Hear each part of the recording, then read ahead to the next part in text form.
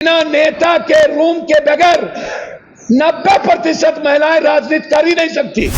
जो है sex scandal में फंसते रहे हैं और इससे मुंह नहीं मोड़ा जा सकता है। चीज़ें तो राजनीति हो या किसी भी सिस्टम में इस तरह की चीज़ें होती हैं, डिपेंड ये करता है कि कोई कॉम्प्रोमाइज़ कहाँ तक कॉम्प्रोमाइज़ करके आगे बढ़ना चाहिए। कांग्रेस को बदनाम करने का एक भी मौका नहीं छोड़ता है। मुझे तो लगता है कि वो पूर्व नियोजित उनका कार्यक्रम होता है और किसी के कहने पे इस तरह का अनर्गल बयानबाजी जो वो करते हैं, वो कांग्रेस का बैनर लगा करके, कांग्रेस का गमछा ओढ़ करके, ताकि कांग्रेस की जगहसाई हो। तो अपनी हम तो यही कहेंगे कि वो देश की महिलाओं से माफ़ी मांगे और अपने बयान के लिए वो माफ़ी मांगे तो ज़्यादा बेहतर होगा। नमस्कार, आप न्यूज़ फॉर नेशन देख रहे हैं। मैं हूं आपके साथ वंदना। पूर्णिया सांसद पप्पू यादव के बयान से पूरे देश में बवाल मचा हुआ है। ऐसे में कांग्रेस के विधायक अभिषेक रंजन पप्पू यादव के समर्थन में मैदान में उतर चुके हैं। अभिषेक रंजन का कहना है कि पप्पू यादव का राजनीतिक तजुर्बा अधिक है। अगर वो कॉम्प्रोमाइज जैसे शब्द का प्रयोग किए हैं तो कहीं ना कहीं उनका तजुर्बा दर्शाता है। हालांकि और क्या कुछ उन्होंने बयानों के जरिए कहा है, पहले उनकी पूरी बातों को। उन्होंने महिलाओं को लेकर एक बात कही जिसमें उन्होंने कहा कि हर महिला राजनीति में जो जाना चाहती है वो नेताओं के बिस्तर से होकर जाती है। ये हो सकता है, मेरा तो अनुभव काफ़ी कम रहा है। उनका जो सफ़र है राजनीति का वो लंबा रहा है और उनकी स्टेटमेंट पे तो कोई टिप्पणी नहीं कर सकता हूँ।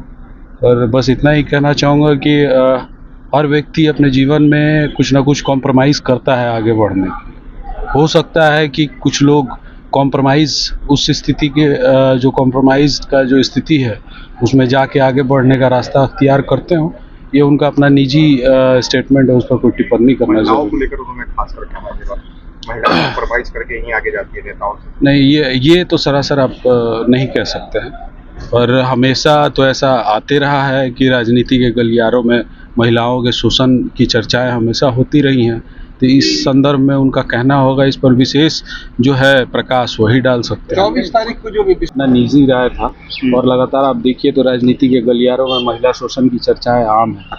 तमाम लीडर्स जो है सेक्स स्कैंडल में फंसते रहे हैं और इससे मुंह नहीं मोड़ा जा सकता है। चीज़ें तो राजनीति हो या किसी भी सिस्टम में इस तरह की चीज़ें होती हैं, डिपेंड ये करता है कि कोई कॉम्प्रोमाइज़ कहाँ तक कॉम्प्रोमाइज़ करके आगे बढ़ना चाहता है। तो कांग्रेस के पूर्व विधायक प्रतिमा दास से जब यह सवाल किया गया है तो साफ तौर से उनका कहना है कि कहीं न कहीं कांग्रेस की छवि को खराब करने में पप्पू यादव लगे हुए हैं। वह कभी कांग्रेस को समर्थन नहीं देते हैं, बल्कि कांग्रेस की जो छवि है उसको और धूमिल करते हैं। जो भाषा का प्रयोग किए हैं पप्पू यादव, सबसे पहले उन्हें महिलाओं से माफ़ी मांगनी चाहिए। क्या कुछ प्रतिमा दास ने कही हैं अपने बयान के जरिए, उनकी पूरी बातों को सुने। इस रूप में मानती हैं क्या आपने क्या कहा कि कांग्रेस का समर्थन करते हैं? कांग्रेस का समर्थन वो नहीं करते हैं। वो कांग्रेस को बदनाम करने का एक भी मौका नहीं छोड़ते हैं। मुझे तो लगता है कि वो पूर्व नियोजित उनका कार्यक्रम होता है और किसी के कहने पे इस तरह का अनर्गल बयानबाजी जो वो करते हैं, वो कांग्रेस का बैनर लगा करके, कांग्रेस का गमछा ओढ़ करके, ताकि कांग्रेस की जगहसाई हो। कांग्रेस की मानसिकता बिल्कुल महिला विरोधी नहीं है। रही बात उनके बयान की, तो मैंने तो सुना नहीं है, लेकिन मीडिया के माध्यम से और उनके खुद के सोशल मीडिया पर कहते हुए कि हमने ये बयान नहीं दिया है। तो यदि इस तरह का वो बयान दिए हैं तो इसकी मैं घोर निंदा करती हूँ और ऐसे बयान देने से लोगों को बचना चाहिए। और ख़ास तौर से जो जनप्रतिनिधि हैं, जिनको जनता चुन के भेजी है और वो सदन में बैठे हुए हैं, उनसे और हम लोग क्या उम्मीद कर सकते हैं? उनसे तो, उनके सामने तो महिलाएं अपने आप को सुरक्षित भी नहीं समझेंगी। तो हम तो यही कहेंगे कि वो देश की महिलाओं से माफ़ी मांगे और अपने बयान के लिए वो माफ़ी मांगे तो ज़्यादा बेहतर होगा। निश्चित तौर पर नई सरकार गठन हुई है बिहार में, सम्राट चौधरी मुख्यमंत्री बनाए गए हैं। भाजपा पहली बार सरकार में है, कैसे देख रहे हैं? देखिए, आज हम आ रहे थे तो राजेंद्र नगर में एक पोस्टर लगा हुआ था, 20 से 25 फिर से नीतीश।